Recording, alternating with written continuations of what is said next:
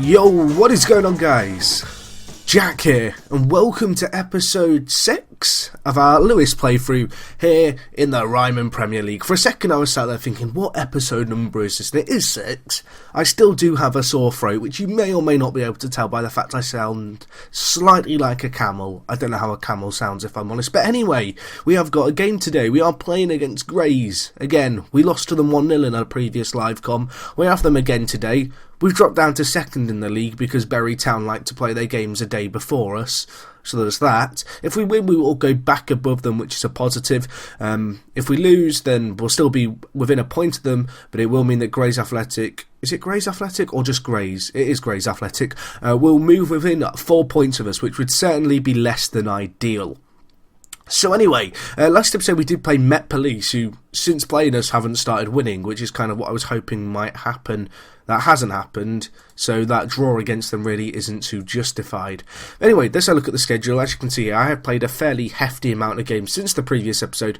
2 defeats in that time, 3 draws and 4 wins. Certainly not flawless form. We actually kicked off following the Met Police 1-1 draw with 2 more 1-1 draws, and at this point I was getting a little bit confused because it felt like everything was coming in threes. We got 3 5-1s, 3 1-1s against Margate and Kingstonian. The one against Kingstonian isn't too bad. Margate we drew against, so actually favourites to win the league this year. As you can see, that simply just hasn't happened. They are in 11th, so it was pretty disappointing, to be honest, both those results. Both teams that you'd expect us to beat down in the mid-table positions. Following on from that, however, we did get 2 fairly big wins, coming against Billericay and AFC Hornchurch FC. Anyway, first one here was against Billericay. As you can see, Jack Randall, Fagami, Treeleven and Glenpool getting the goals in the whole game, but we actually won 3-1. It was a good result. It was a very good result. Treeleven getting man of the match, which is pretty decent. If only this guy had decent natural fitness, he'd play every single game for me. But unfortunately, if I have 2 games in a week, he just falls over and decides he doesn't want to play anymore. Speaking of people not wanting to play, if you watched it till the end of last episode, you'll know that I got hit by a wall of injuries, and I kind of had made a point in that episode of repeatedly saying, oh, I've not had too many injuries. Well, guess what happened after that episode? Injuries everywhere. So I think last game, Muggeridge was injured and Malins was injured and maybe one other player was.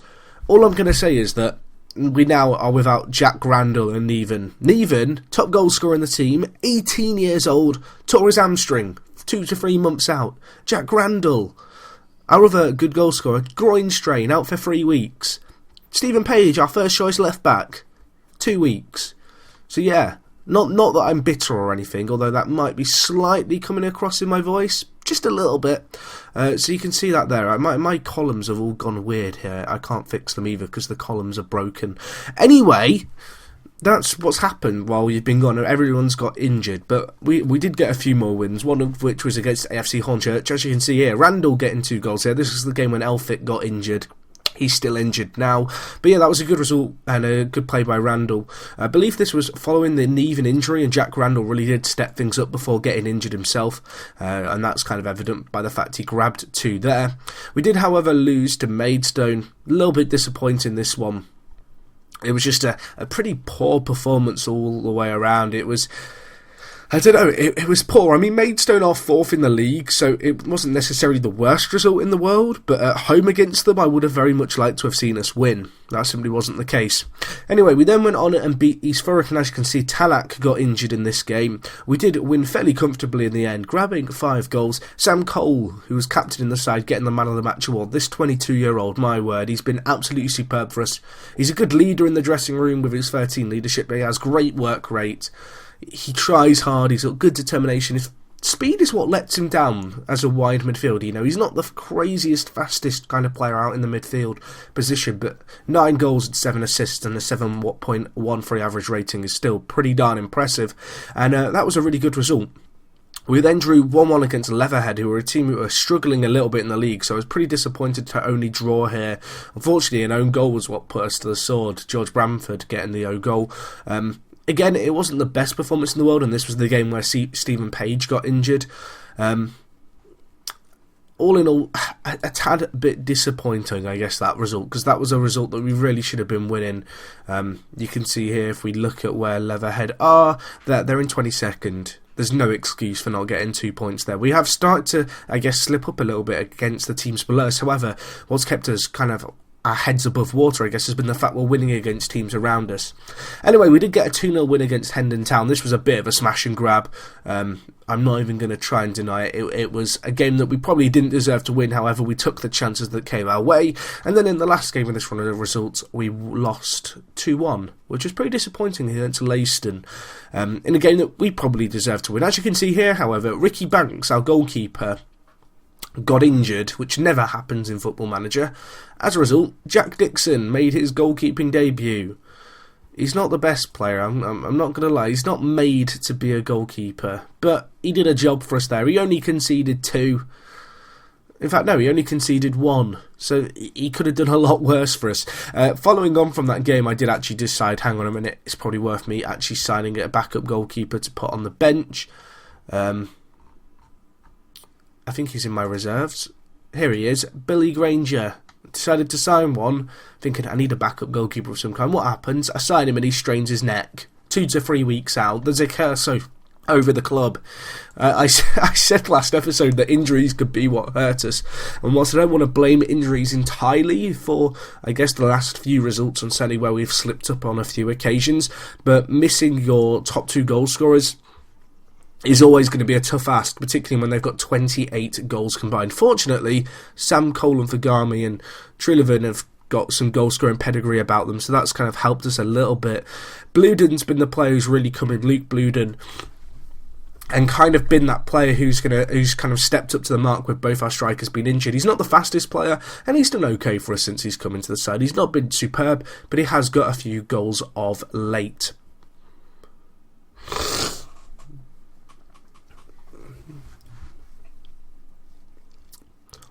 So anyway, we go into today's game against Grays, who are third, in second place, which hasn't happened in a little while. We've kind of had our heads above the pack behind us for a little while. I did actually make one signing, interestingly enough. I forgot actually that the transfer window doesn't exist in the lower leagues. For some reason I had in my mind they closed at the end of January, which simply isn't the case. As a result, as well as buying a goalkeeper, I also got in Mason Bush from Kings Langley, and he's a very good player. He's 22 years old. He has one massive weakness, but looking beyond that, to say we got him for free, I'm pretty darn happy. His main weakness, in case it isn't obvious, but the fact he's a defensive midfielder and he has 2 marking, is his marking. It's pretty crap. It's the sole focus, that kind of thing that I'm going to be hoping to train with him. It is a massive hole in his game, but what I really like about this guy is he's got some good mentals, great natural fitness, which I can't stress enough in these lower leagues is always important, and I love the fact he's got 14 teamwork, 14 work rate, and 11 decisions, and some pretty good mentals for a defensive midfielder.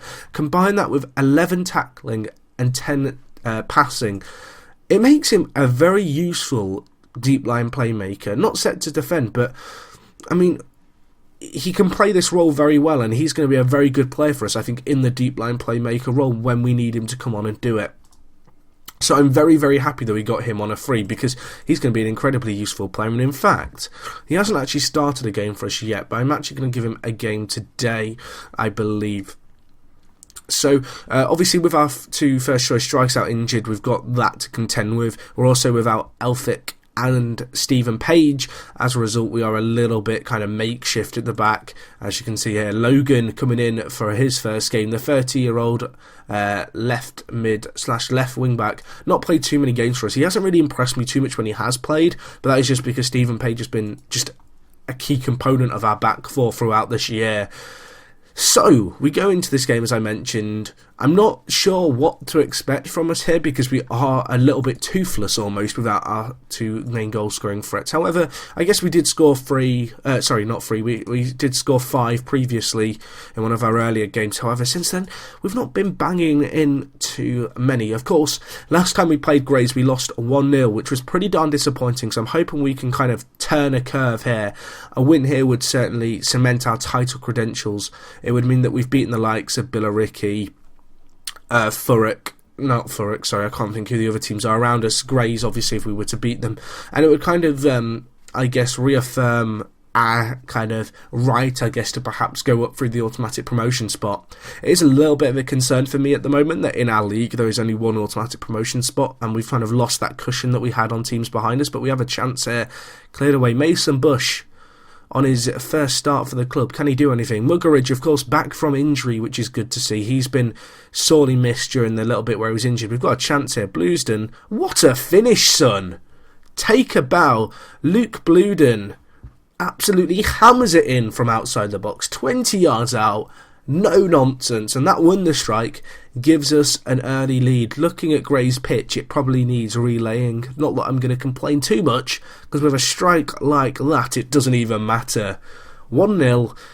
Gray's yet to have a shot on target. They are having a little bit more of the ball, but you can see here we've won 92% of the tackles we've gone in for. We're not winning many of the aerial challenges, unfortunately, but we're winning the ball on the deck and allowing Grays to have the ball at times but not do anything with it. And for that, I am very happy with the players. I'm going to encourage them here to really kick on in the second half, maybe grab that second goal, and then we can look to maybe go just a tad more conservative. But right now, an absolute wonder strike is going to hold us in the lead here, although we are being caught a tad bit narrow.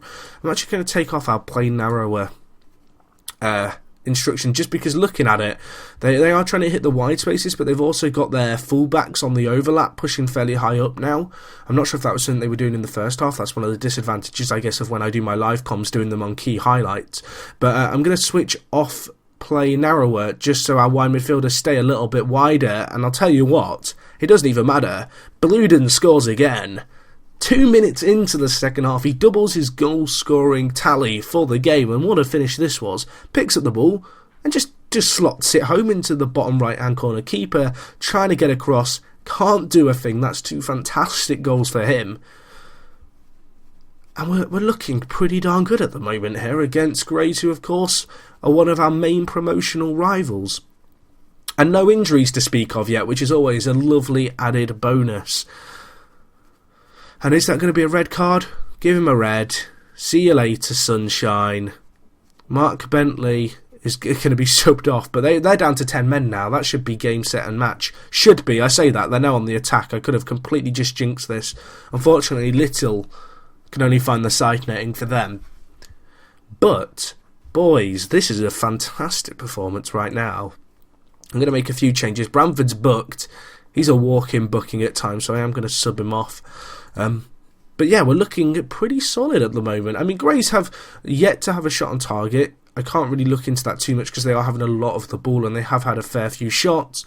But one can only assume they've really failed to craft out any clear opportunities. We haven't really done too many ourselves either, it's worth pointing out. But I'll tell you what, when we have been in front of goal, we've been absolutely clinical. Nathan Crabb there picks it up, the super sub. He comes on. Very unselfish as well by Blueden. Could have easily taken a strike himself, but Crabb, with a good finish, man perhaps in goal, could be slightly questioned for conceding that goal. But 3-0, we are having an absolute laugh here, away from home against a team who, you know, they eked out a 1-0 against us here. We have inflicted some serious damage here to their confidence. 3-0, great clinical finishing. What can you say? I did not expect that result, but that result puts us back on top of the table. And I'll tell you what, we have 12 games left of the season and we are top of the league. And it's also worth pointing out that we've played a lot of the big teams around us. You look at who we've got left to play. VCD are in 24th. Wingate and Finchley are in 21st. Peacehaven are in 23rd. Dulwich Hamlet are in 9th. Harrow are 15th. You can see, I'm just going to click through them. We've got to play a lot of the lower teams. Enfield Town in 7th and then Bury Town in 2nd are the 2 big games, I guess. I will be back for the game against Bury. That is certainly when we do our next live com. That's going to be an absolutely huge game at the top of the table because they are right now in 2nd. Perhaps we could have extended our gap over them, or maybe we'll be going into that game with it all on the line. Regardless, I hope you guys will stop around for that episode next time. As always, guys, if you have enjoyed the video, please smash the like button. It helps me out massively. Your support, as always, is greatly appreciated. Other than that, it is me, Jack, and I'll talk to you guys in a bit. I'm out.